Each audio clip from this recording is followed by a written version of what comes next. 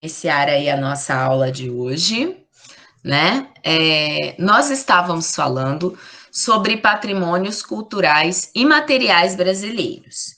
E hoje eu quero começar a explicar realmente para vocês o que é um patrimônio cultural material e um patrimônio cultural imaterial, né? Porque existem os dois tipos, tá?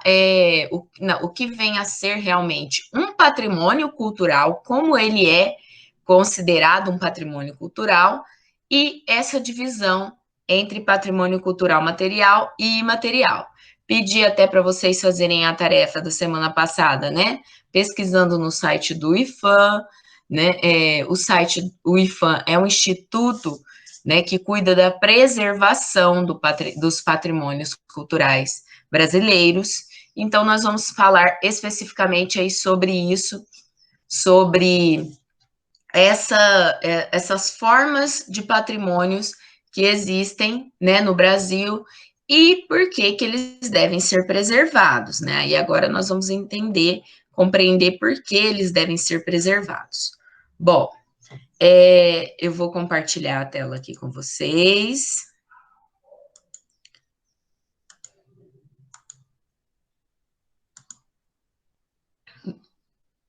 Deixa eu abrir aqui. Não, é aqui mesmo. Então, olha lá. Patrimônio cultural material e imaterial. Então, sempre que a gente falar em patrimônios culturais, aí nós temos essa divisão em patrimônio material e imaterial. Primeiramente, vamos pensar, vamos lembrar aí o que é um patrimônio. Patrimônio é algo que me pertence, não é? Então, eu tenho os patrimônios públicos, que aí seriam de uso coletivo, né, de uso público. Eu tenho, como, por exemplo, aí um hospital público, uma escola pública, e eu tenho os patrimônios privados, que aí seria como, por exemplo, né, uma escola particular, que aí só frequenta, né, quem realmente pagar, ou, por exemplo, o meu estojo, o meu lápis, isso, o meu celular, isso são exemplos de patrimônios, né, privados, patrimônios particulares, né, da pessoa. Então, isso é patrimônio. Só que quando esse patrimônio ele passa a ter um significado, a fazer parte da tradição de um povo, a ter um significado, a ser importante para o povo todo, aí ele deixa de ser apenas um patrimônio público ou apenas um patrimônio privado, e ele se torna um patrimônio cultural. Por quê? Porque aí ele vai fazer parte da cultura daquele povo, ele vai fazer parte das tradições, das crenças, né? E ele vai se tornar importante para aquele povo, ou né, para o mundo todo. Né? Alguns são patrimônios culturais, não apenas, por exemplo, brasileiros, e sim mundiais. Né? Então, para ele se tornar um patrimônio cultural, como está dizendo aqui, ele precisa estar,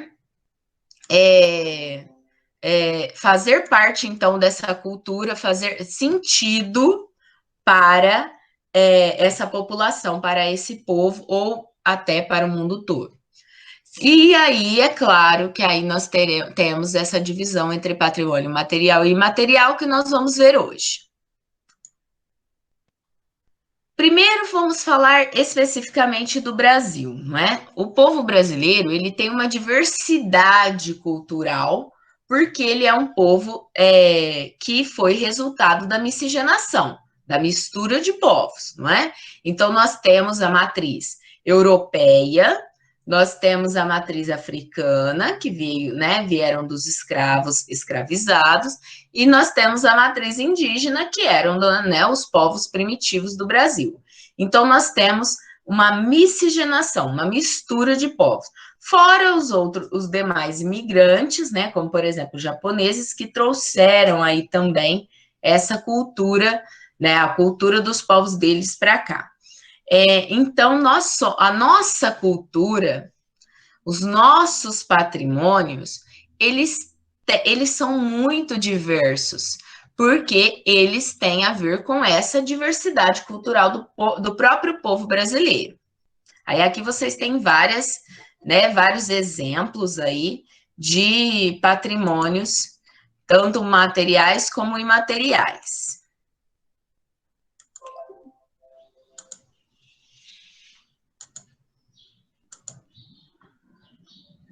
Vamos conceituar no mundo. O patrimônio, então, é o legado que recebemos do passado, vivemos no presente e transmitimos às futuras gerações. Então, o patrimônio cultural ele tem que ser preservado. A ideia de transformar algo que é representativo, que é importante para um povo, em patrimônio, é realmente de resguardo, de guardar, de salvaguardar aquele patrimônio para as futuras gerações. Como, por exemplo, aqui, olha lá, a muralha da China, que vocês estão vendo aí na foto. É uma fonte insubstituível de vida e inspiração, ponto de referência e identidade. O que faz com que o conceito de patrimônio mundial seja excepcional à sua aplicação universal. Os sítios dos patrimônios mundiais pertencem a todos os povos do mundo, estando em qualquer lugar. O Brasil tem vários patrimônios culturais mundiais, e aqui, no caso, na foto, vocês estão vendo a muralha da China, que também, né, é um dos patrimônios culturais mundiais. O patrimônio cultural pode ser definido como um bem ou bens de natureza material e imaterial, considerado, então, importante para a identidade da cultura brasileira, ou seja, faz parte da identidade, faz parte das tradições, da cultura do povo brasileiro. Quem é que faz a preservação, quem é que faz o tombamento, né? Quem é que faz toda o registro? Quando a gente fala em tombamento, é uma palavra meio estranha, né? Falar assim, olha, aquele prédio foi tombado. Dá a impressão que foi lá e derrubou, não é? Porque falou foi tombado. Né? Na verdade, tombamento é o nome, né? Do registro daquele patrimônio. Então, quando o patrimônio ele é tombado como um patrimônio histórico e cultural, quer dizer que ele foi registrado pelo IPHAN e, a partir daquele momento, ele se torna um patrimônio que precisa ser preservado. Então, olha só, o IPHAN, que a gente fala IPHAN porque o som do P com H dá som de F, mas na hora de escrever é IPAN, porque se chama Instituto do Patrimônio Histórico e Artístico Nacional, tá? Então, o Instituto do Patrimônio Histórico e Artístico Nacional, o IPHAN, é responsável por promover e coordenar o processo de preservação e valorização. Outro trabalho importantíssimo do IPHAN, além de preservar, é valorizar esse patrimônio cultural brasileiro, nas suas dimensões materiais e imateriais. Sobre isso nós vamos falar daqui a pouco, então não se preocupem que vocês vão entender certinho o que seria o material e o imaterial. Então, o conceito do tombamento, sempre que vocês ouvirem falar, olha, vocês viram aquele prédio foi tombado como patrimônio histórico. É a modalidade de intervenção na propriedade por meio do qual o poder público procura proteger o patrimônio cultural brasileiro. Ou seja, o registro, a partir do momento que ele foi registrado como um patrimônio cultural, ele precisa ser preservado, tá? Mesmo que ele seja privado. Vamos supor que vocês, né, alguns de vocês, têm aí um sítio que tem um casarão histórico. Aí aquele casarão, ele se torna tombado como patrimônio cultural. A partir do momento que ele se tornar tombado, não é que ele vai deixar de ser seu. Ele vai continuar sendo da família, vai continuar sendo, né, privado, porém, você pode transformar aquele casarão em um local de turismo, para que outras pessoas possam ir visitar, possam conhecer, e a partir do momento em que ele é tombado, você não pode mais fazer reforma, porque existe uma diferença entre reforma e restauração. Alguém aí da sala já sabe o que é uma restauração? E aí? Se alguém souber, abre o microfone aí e fala. Vamos lá. Ninguém? Bom, lembrando que eu não estou com o chat aberto agora, que eu estou compartilhando a tela. Então, o que seria uma restauração diferente de reforma? Reforma. Não, Oi, pode falar. falando no chat. Olha, eu não sei explicar o que é, eu não sei se vai ser isso. Mas é tipo quando, entre aspas, reforma o lugar, faz uma restauração do lugar, assim. Então, só que do jeito que a pessoa quer ou do jeitinho que ele era antigamente? Do jeito que ele era antigamente. Exatamente. Essa é a grande diferença. Reforma, se eu falo assim, olha, eu quero derrubar essa parede, eu quero pintar essa parede minha maravilhosa roxa de rosa choque, né? Eu posso fazer isso. Por quê? Porque eu estou reformando e minha casa não é considerada patrimônio cultural, então eu posso fazer o que eu quiser. Isso é uma reforma. Agora, se aquele local ele é considerado um patrimônio cultural e ele é registrado, ele é tombado como um patrimônio cultural, a pessoa não pode, por exemplo, quebrar uma parede. A pessoa precisa restaurar. Restaurar é quase uma reforma, só que é bem mais devagar, é um processo bem mais lento, porque é muito mais detalhado. Porque quando terminar a restauração, ele vai estar perfeito, como se fosse novo, mas da maneira como era na inauguração. Vou dar um exemplo aí de Olímpia. Tem as Casas Bahia numa esquina e tem aquele outro prédio na esquina de cá. Aquele prédio não ficou muito tempo lá com aqueles tapumes, como se estivesse reformando? Ficou muito. Por quê? Porque não era uma reforma comum. Aquele prédio foi restaurado. Então, eles rasparam a parede, as tintas, né? As camadas de tinta da parede, para descobrir qual foi a primeira cor que aquele prédio teve.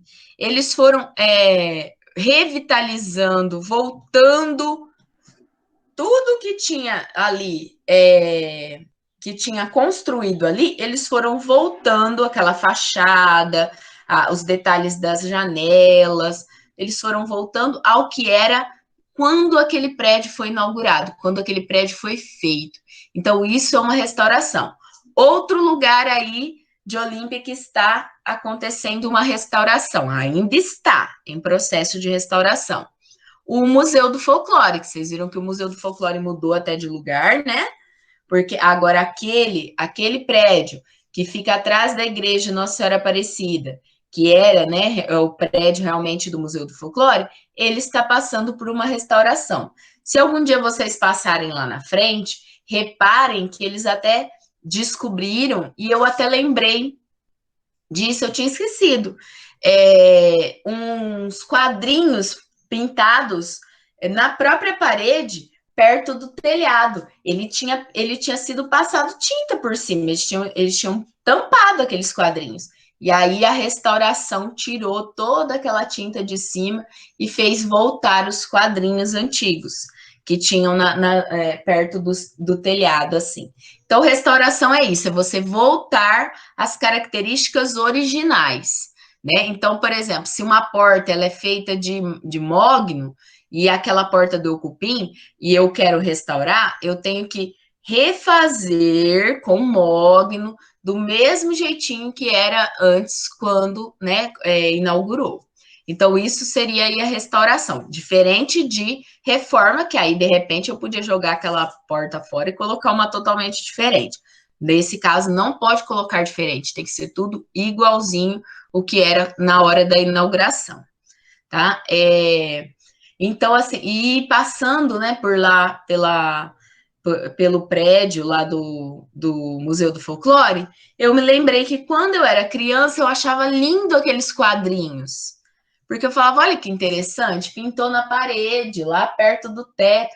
Então, era uma coisa. Eu sempre gostei de arte, sempre gostei dessas coisas. Então, era algo que me chamava atenção. E com o passar do tempo, eles pintaram, tamparam, e eu também esqueci daquilo. Agora que eles fizeram a restauração e eles tiraram aquela camada de tinta e revitalizaram os quadrinhos, eu lembrei disso, de quando eu era criança e passava lá na frente e achava uma gracinha aqueles quadrinhos perto do telhado. Achava super interessante ter quadros pintados diretos na parede, né? Então, o conceito de restauração é esse: é você fazer com que aquilo se torne novo novamente, com o intuito de preservar. Só que a restauração demora muito mais. Se uma reforma ia demorar 1 ano, uma restauração demora 5, 6 anos. Por quê? Porque ela é muito detalhada, as pessoas vão usar materiais próprios para restauração, para que não danifique o lugar, não danifique nada, e que tudo volte a ser como era originalmente.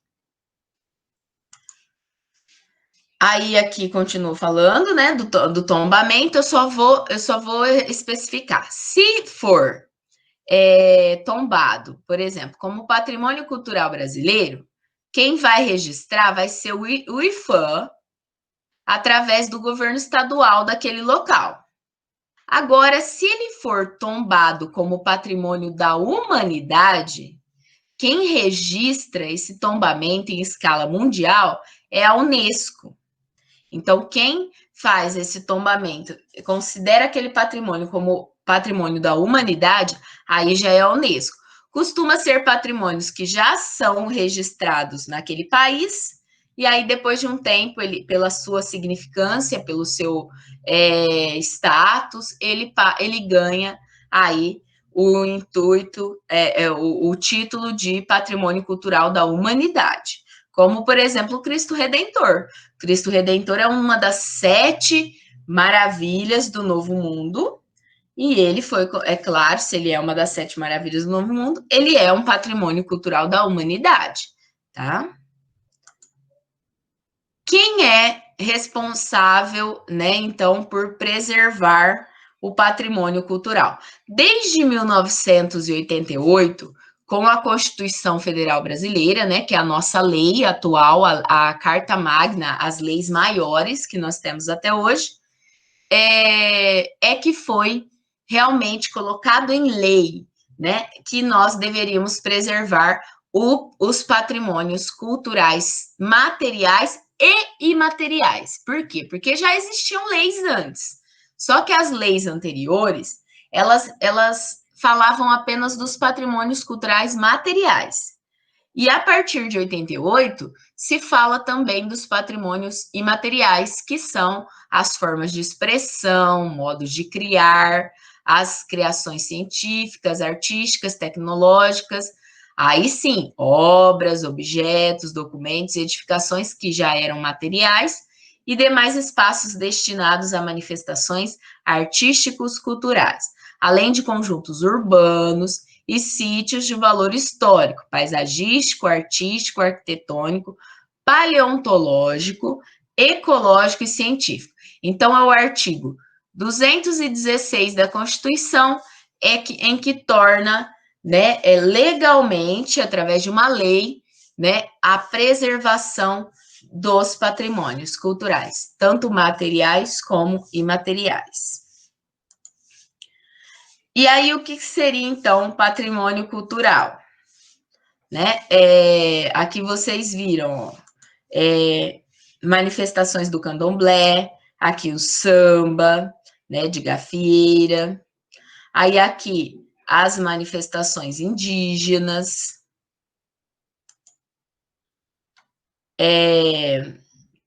o encontro do Rio Negro com o Rio Solimões, lá em Manaus, que olha lá que interessante, as águas não se misturam, então fica essa divisão, né, entre o Rio Negro e o Rio Solimões, dá para ver direitinho a diferença entre as águas.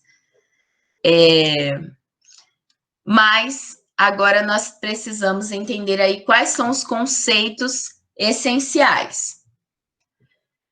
Bens culturais imateriais e bens culturais materiais. Quais seriam, então, esses conceitos? O bem imaterial, ele está relacionado a saberes, habilidades, crenças, práticas, modos de fazer, né, e ser das pessoas. E o bem material é um conjunto de bens culturais classificados segundo sua natureza. Ele pode ser arquitetônico, como um prédio, por exemplo, paisagístico, como, por exemplo,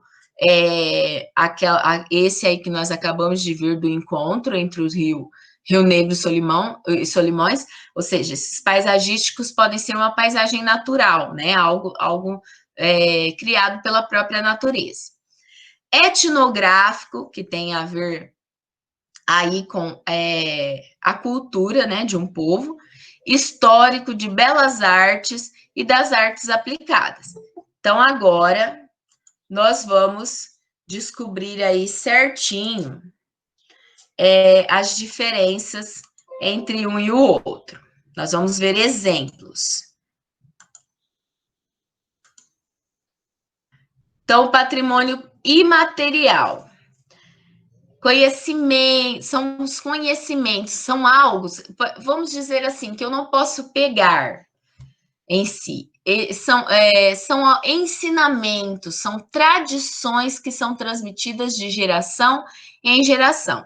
Como, por exemplo, manifestações literárias, musicais, plásticas, cênicas, lúdicas, de rituais, de festas, que marcam a vida, a vivência coletiva e da religiosidade, do entretenimento e de outras práticas da vida social, além de mercados, feiras, santuários, praças e demais espaços onde se concentram e se produzem práticas culturais. Então, se for uma feira, se for uma festa, se for um ensinamento, se for uma dança, aí eles são considerados patrimônios imateriais. Agora, olha lá, olha só aqui o exemplo, né, do carnaval lá de Pernambuco, com os bonecos gigantes, né, aí seriam exemplos aí de patrimônios imateriais. Mas eu até pedi para vocês pesquisarem, né, na tarefa da semana passada, mais alguns exemplos aí de patrimônios imateriais. Festa do Círio de Nossa Senhora de Nazaré, Feira de Caruaru, frevo, capoeira, modo artesanal de fazer o queijo de Minas. Cuidado, hein, gente? Não é o queijo. Se fosse o queijo, aí não teria como comer, não é? Porque, ué, como que vai preservar o patrimônio imaterial se você não poderia, né? Se você fosse comer ele. Então, é o modo de fazer o queijo que é o patrimônio imaterial. Então, é a receita, o modo de preparar. A mesma coisa o ofício das paneleiras lá no Espírito Santo, aquelas mulheres que fazem aquelas panelas de barro. É o modo de fazer as panelas, não é a panela em si que é o patrimônio material, é o modo de fazer as panelas. As matrizes do samba do Rio de Janeiro também são patrimônios imateriais. Então, aqui, capoeira, o modo de fazer o acarajé, né? As danças indígenas, o frevo, são exemplos aí de patrimônios imateriais. Agora, falando em patrimônios materiais. Os patrimônios materiais, eles podem ser divididos em bens móveis e imóveis.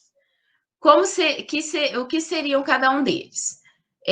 Os bens imóveis, é lógico, aquele que eu não posso mover de lugar, eu não posso pegar uma casa, um prédio e levar ele de um lugar para o outro.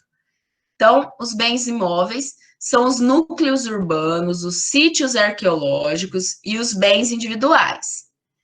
E os bens móveis são coleções arqueológicas, acervos museológicos, então os acervos de museus também são patrimônios materiais, documentais, que podem ser, por exemplo, um documento histórico ou fotografias históricas, biográficos, arquivísticos, videográficos, fotográficos e cinematográficos. Então, aí esses são os bens materiais móveis. Ou seja, eu posso pegar um quadro, vou dar o exemplo do quadro da Tarsila do Amaral, Abapuru. Ele fica lá, num museu na Argentina, porque ele é, né, de um colecionador argentino, mas, por exemplo, no ano de 2019, ele esteve em São Paulo ele foi emprestado, né, veio para São Paulo no MASP, onde ele ficou numa exposição que era em homenagem a Tarsila.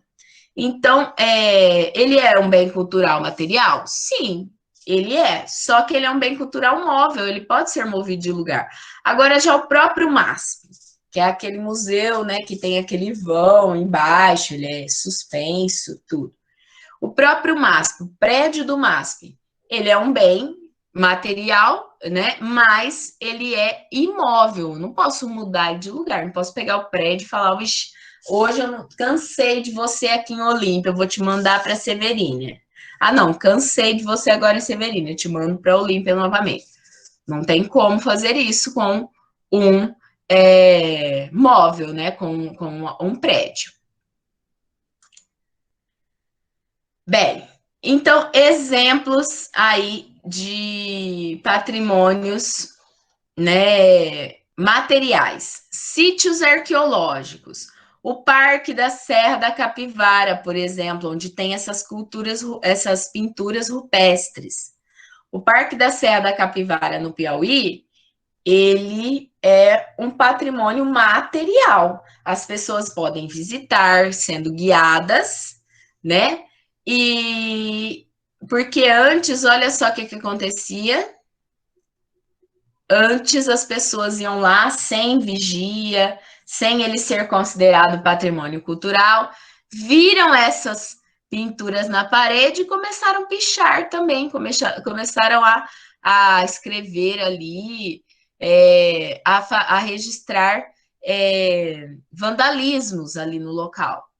E quando os cientistas foram descobrir, viram que por trás de todo aquele vandalismo, aqueles desenhos, essas pinturas que estavam ali por trás, elas eram pinturas rupestres no Brasil. Então, elas eram um registro pré-histórico e tinham que ser preservadas. Aí, o que eles fizeram? Eles removeram essas pinturas atuais, né? Esse vandalismo, que era, na verdade, vandalismo, estragando, né, o patrimônio, e tombaram ali como patrimônio histórico, né? E aí, a partir do momento que eles tombaram como patrimônio histórico, as visitas ao Parque da Serra da Capivara passaram a ser guiadas. Mais ou menos 10 mil visitas por ano, que eles recebem hoje em dia. E aí não teve, é claro, mais vandalismo, porque aquele local passou a ser preservado. Então, sítio arqueológico é um patrimônio cultural material. Aí, se vocês, aqui fala, né? Deixa eu só mostrar mais alguns exemplos. Olha só. Eu quero que vocês me respondam essa questão. Qual dessas figuras é um patrimônio cultural imaterial? Vamos ver se entenderam. A. Cristo Redentor. B. Pelourinho.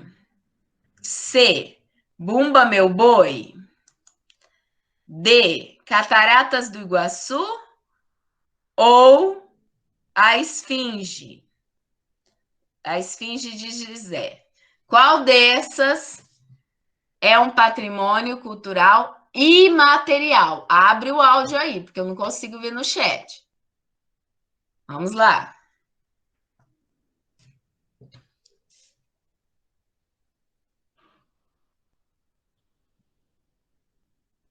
Todas são patrimônios, só que todas são materiais e tem uma que é imaterial. Vou mostrar novamente, olha lá. Cristo Redentor, Pelourinho, Bumba Meu Boi e Cataratas do Iguaçu e Esfinge. Eu acho que é a Catarata do Iguaçu. Eu acho, não tenho certeza. Bumba Meu Boi? Meu Boi. Bumba Meu Boi. Cataratas do Iguaçu é um patrimônio cultural material. Ele é um patrimônio cultural material natural, né? Que ele é paisagístico. Mas foi a natureza que fez, não foi o homem. Porém, ele é material. Então, todos eles. Por que o Bumba Meu Boi é a resposta certa? O Bumba Meu Boi, ele não é palpável, ele é uma tradição que foi transmitida de geração em geração. Ele é uma dança, ele é uma encenação, ele é uma festa do Bumba Meu Boi, que acontece na época das festas juninas, também acontece um pouco na época do carnaval. Então, ele é uma tradição cultural, mas ele é transmitido de geração em geração, mas não é algo físico, algo ali que existe, que eu posso ver, que eu posso pegar. Ele é um ensinamento. Se ele é um ensinamento, ele é um patrimônio imaterial. Bom.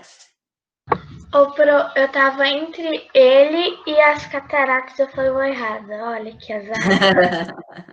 É assim mesmo. Aí aqui nós temos, né, mais alguns exemplos aí de patrimônios imateriais, que aí depois eu vou mostrar fotos para vocês. O maracatu, que foi que nós já falamos na última aula.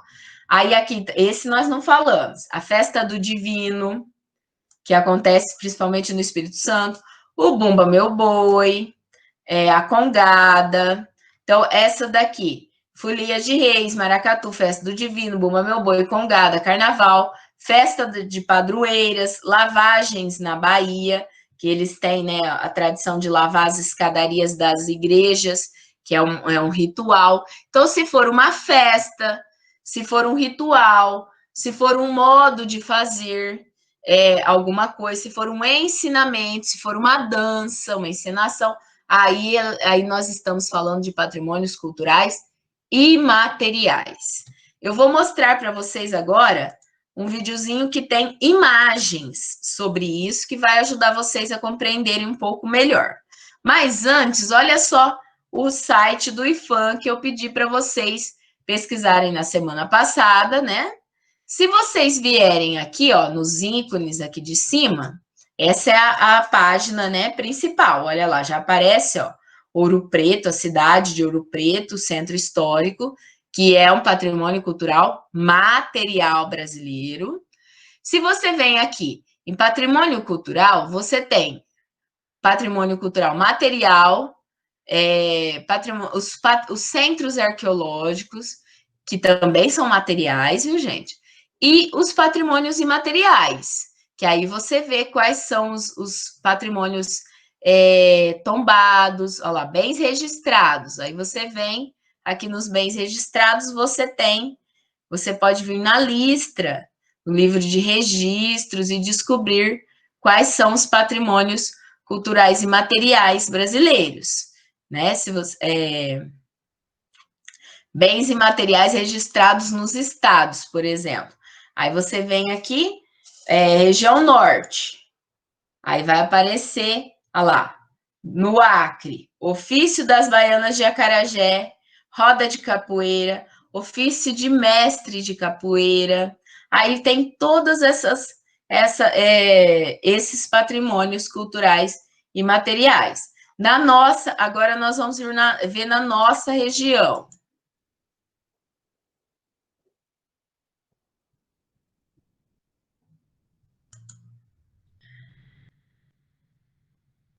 Espera aí.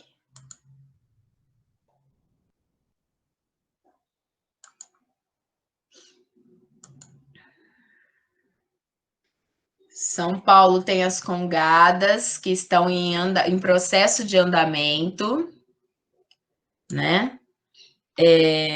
Deixa eu achar aqui. Bens registrados no estado. Região Sudeste. Olha lá. São Paulo. Jongo, que é aquela dança que parece o samba. O ofício das baianas de acarajé também ficou registrado também em São Paulo. O ofício das baianas de acarajé, se vocês repararem, estão em quase todos, tá vendo? Roda de capoeira, mestre de capoeira, fandango, que é uma dança, tá? Que teve até no folclore do ano passado, fandango, que eles batem o pé assim com o chinelo. Sistema agrícola tradicional das comunidades quilombolas e literatura de cordel, que vocês também já estudaram aí a literatura de cordel e estão estudando em aula de redação também, né? Pelo que eu vi, que vocês estão fazendo xilogravura na aula de redação. Então, meninos, aqui vocês encontram todos os patrimônios materiais que já são tombados e os patrimônios imateriais também. Olha só nesse caso aqui, ó. Explica o que é um patrimônio cultural material, e aí você tem os registros, os conjuntos, que às vezes uma cidade inteira, como por exemplo Ouro Preto. Ouro Preto é tombada, é uma cidade histórica, então ela é tombada, que é essa aqui, ó. Ela é tombada a cidade inteira. Não é apenas essa igreja. Às vezes é só uma igreja, às vezes é só um conjunto arquitetônico, só um bairro. No caso de Ouro Preto, não, foi a cidade toda, porque a cidade inteira é uma cidade histórica, tá? Aí, olha lá, aqui você vem na região sudeste também, ó, você consegue ver as cidades históricas que são tombadas como patrimônio cultural. Em São Paulo, nós temos São Luís de Paiatinga, Santo André, mas aí é só a via ferroviária, não é a cidade inteira de Santo André. A aldeia de Carapicuíba, o Iguapé, em São Paulo, e aí depois tem outros, a maioria deles em Minas, porque Minas realmente, Minas e Rio de Janeiro, porque já foi a capital brasileira, né?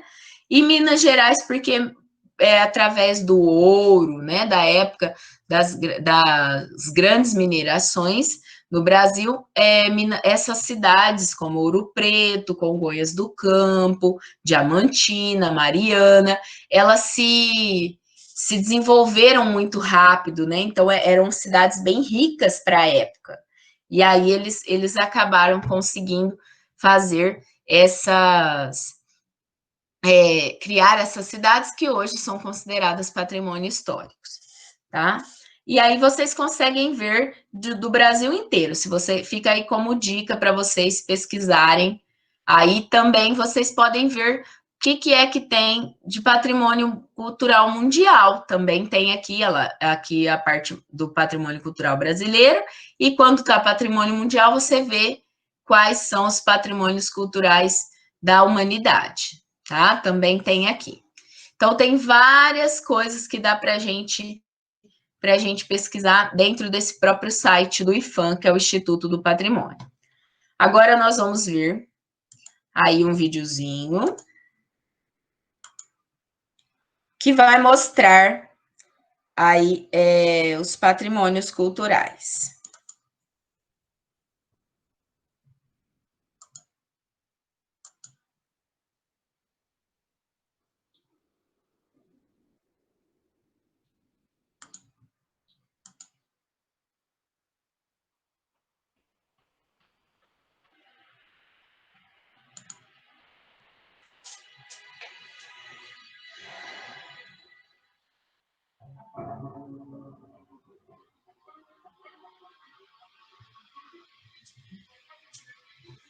Então, patrimônios culturais materiais e imateriais.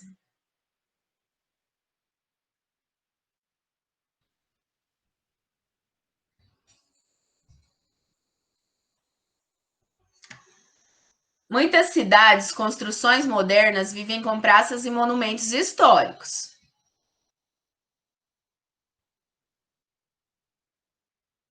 Algumas das construções preservadas têm grande valor para a cultura e são chamados de patrimônios históricos ou patrimônios culturais materiais. Se for uma construção, aí é material.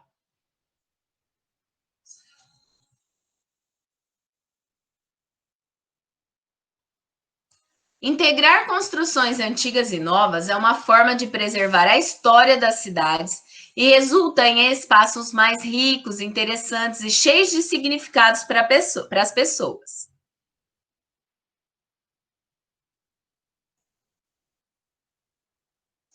No Brasil, a defesa do patrimônio nacional é responsabilidade do IPHAN, Instituto do Patrimônio Histórico e Artístico Nacional.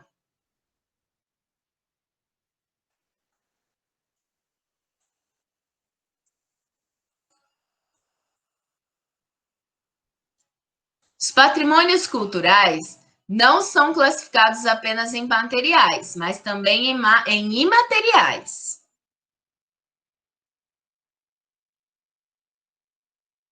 Patrimônio material protegido pelo IPHAN, com base em legislações específicas, é composto por um conjunto de bens culturais classificados em arqueológico, paisagístico, etnográfico, histórico, de belas artes e das artes aplicadas, e podem ser bens móveis e imóveis.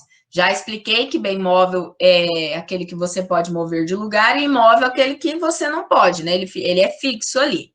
Aí agora vocês vão ver exemplos, vão ver imagens de exemplos de patrimônios materiais, arqueológico, paisagístico, etnográfico. Vocês vão ver o que é cada um deles.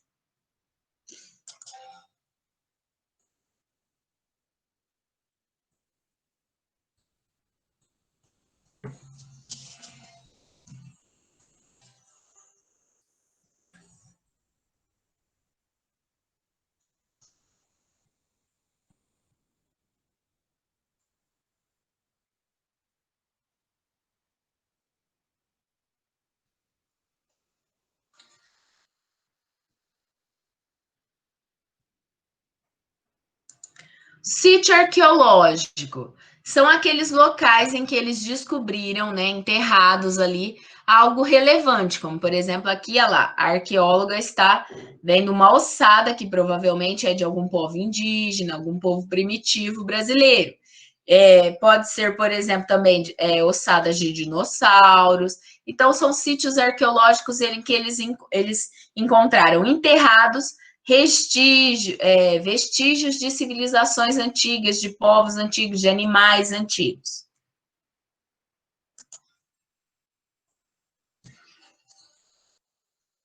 Os bens paisagísticos já são aqueles patrimônios materiais naturais, que a própria natureza fez. Então, são paisagens, são cachoeiras, são rios, como aquele encontro do Rio Negro e do Rio Solimões, e assim por diante.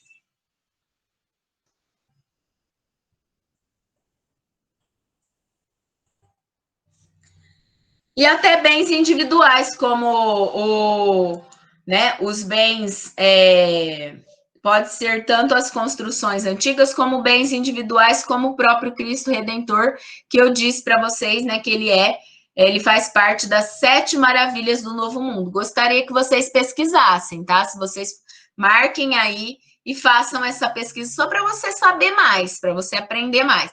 Quais são, né, as 7 maravilhas do mundo moderno?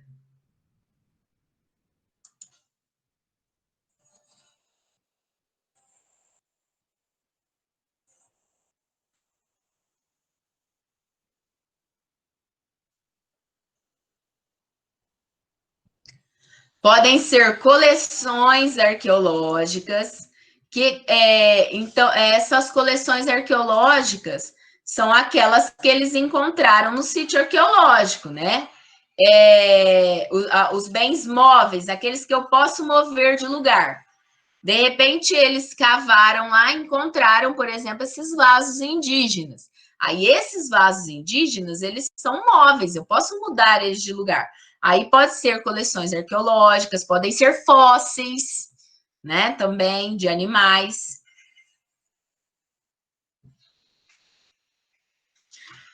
Acervos de museus, como quadros, por exemplo. Acervos documentais, que aí seriam documentos, fotografias e vídeos históricos, né?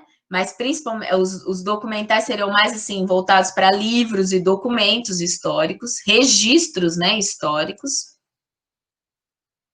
Acervos bibliográficos, fotográficos, cinematográficos.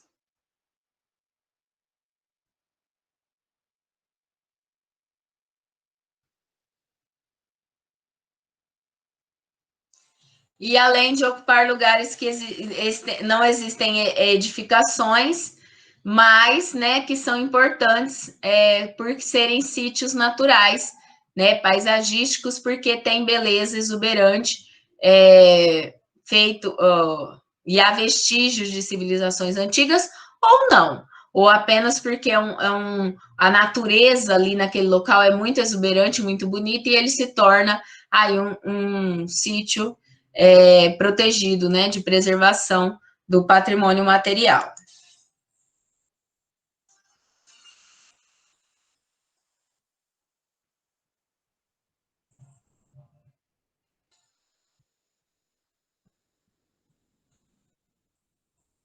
Aqui são alguns exemplos, ó.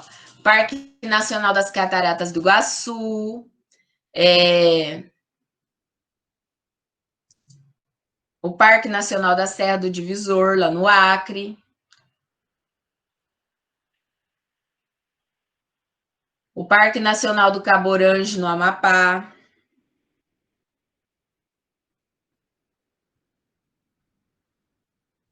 Parque Nacional das Montanhas do Tucumã, no Amapá também, a Serra da Capivara, no Piauí, e assim por diante. Então, esses são locais, né, que são preservados como parques nacionais. Eles têm turismo nesse local, mas é um turismo ecológico, porque o intuito é preservar o ecossistema natural, porque esse ecossistema ele é de grande relevância ecológica ou de beleza, e também, né, de importância histórica. Por exemplo, olha lá, aqui é uma foto da visitação no parque, a visitação de forma responsável no Parque da Serra da Capivara, dentro da montanha, da caverna em que os povos pré-históricos brasileiros, né, os índios pré-históricos brasileiros, eles faziam arte rupestre. Vou dar, ó, olha só que, por exemplo, essa pessoa que está aqui perto dessa pedra. Essa pedra vai passar que depois vocês vão poder ver a arte rupestre maior. E olha lá, as pessoas hoje em dia, elas passam nessas pontes de madeira para que elas não cheguem perto, elas não toquem, porque como que vai restaurar uma pintura rupestre? Pintura rupestre não tem como restaurar, né? Você não tem os elementos que os povos primitivos utilizavam. Então, ela tem que ser bem preservada. Então, hoje em dia são visitas monitoradas, né, com o ambiente preparado, tudo administrado para que não ocorra a degradação daquele local. Então, pode ter o turismo ecológico, mas sempre com regras. Olha lá o exemplo, olha lá, que eu falei. Aí a mulher, ela fica naquela ponte e fica longe, mas pode fotografar, pode ter acesso aí àquela imagem, né? E também ocorre muita pesquisa científica nesses locais.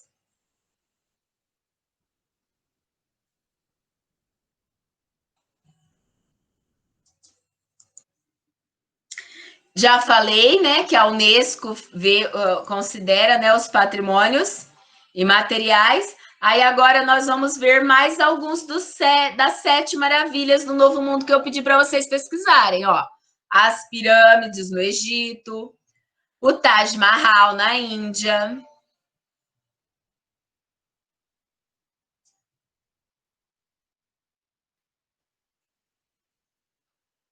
Machu Picchu no Peru,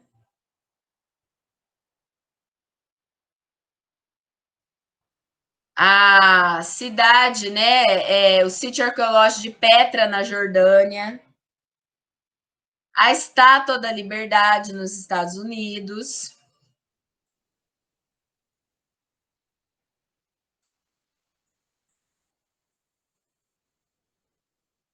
os monumentos, né, pré-histórico, a Muralha da China.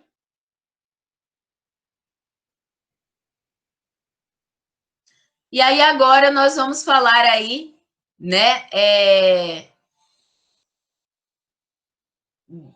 de alguns patrimônios naturais no Brasil, né, reconhecidos pela Unesco como patrimônios mundiais. A cidade de Olinda, em Pernambuco, o Centro Histórico de Salvador, na Bahia,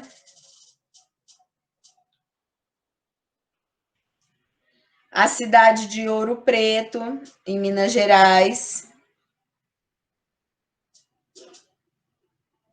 Congonhas do Campo, também em Minas Gerais, né? Só que aí é só o santuário, né? De Bom Jesus do Matozinho.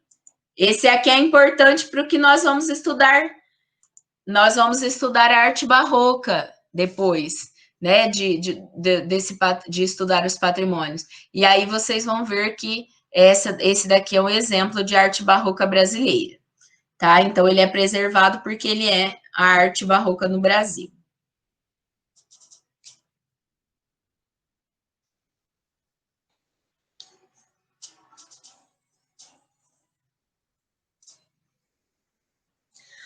Centro Histórico de São Luís, no Maranhão. Palácio, né, do Planalto, lá em Brasília, no Distrito Federal.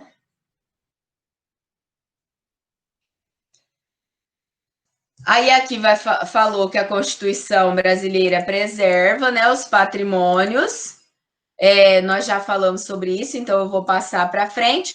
E aí ela considera formas de expressão, patrimônio, modos de criar, fazer e viver, criações científicas, criações artísticas, criações tecnológicas, obras de arte, objetos,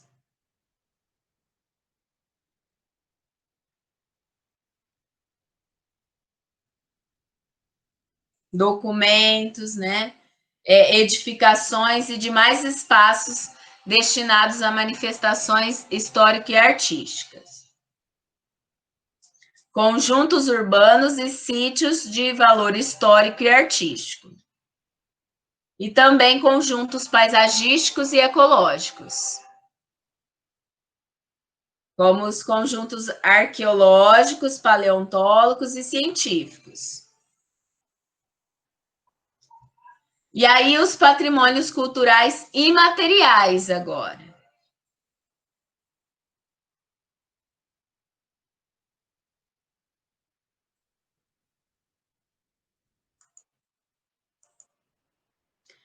Práticas populares.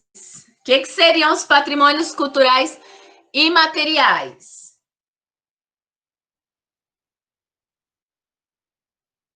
Práticas populares, pipa. pipa é um patrimônio cultural imaterial, mas é a pipa em si? Não, é o modo de fazer a pipa, é o modo de soltar a pipa. É claro que não essa história de usar cerol e tudo mais, mas o modo tradicional de fazer a pipa e soltar a pipa é um patrimônio cultural imaterial brasileiro.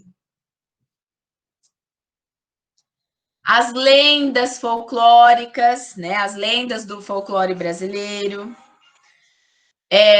Festas, expressões culturais como o carnaval, modos de fazer, conhecimentos que são transmitidos de geração em geração, festas religiosas, né, ou culturais.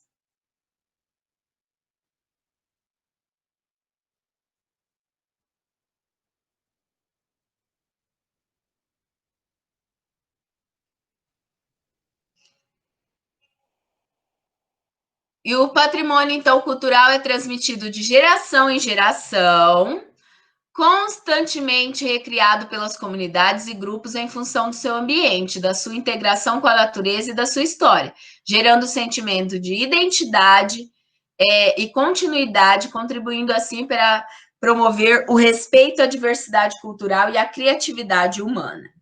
Bom, meninos, era isso que eu queria mostrar para vocês, passar para vocês. Eu sei que eu passei até, né, um pouco da hora aí da aula de arte, mas eu precisava explicar direitinho essa parte de patrimônios culturais, materiais e imateriais. Bom, como tarefa para vocês. Como tarefa, eu quero que vocês dividam aí a folha, né, do caderno, ou façam em 2 folhas, aí vocês que vão escolher. Eu quero desenho de um patrimônio material, que aí pode ser um prédio histórico, e o desenho de um patrimônio imaterial, tá? Por exemplo, pode ser da própria cidade, né, que a gente vive, pode ser, por exemplo, né, um prédio mais antigo, uma igreja mais antiga, pode ser na parte do patrimônio material, na parte do patrimônio material. Pode ser representações como folclore, a folia de reis, que nós temos aqui na nossa região. Pode ser, ou pode ser do brasileiro. Então, você pesquisa aí patrimônios materiais e faz o desenho de um, patrimônio imaterial e faz o desenho de outro. Pode falar, Júlia. O Cristo Redentor, ele é material, né? Ele é material. Tá bom, obrigada. Nada. E ele é assim, ele é material, mas ele é um alto patamar, né? Porque ele faz parte das 7 maravilhas do Novo Mundo, então ele é o bambambam, digamos assim, né? Ele tá no topo, tá? Então, olha só, façam então um desenho de patrimônio material e um desenho de patrimônio imaterial. No patrimônio imaterial pode ser não façam aqueles que vocês já fizeram, como, por exemplo, capoeira, frevo. São patrimônios imateriais, mas vocês já fizeram um desenho.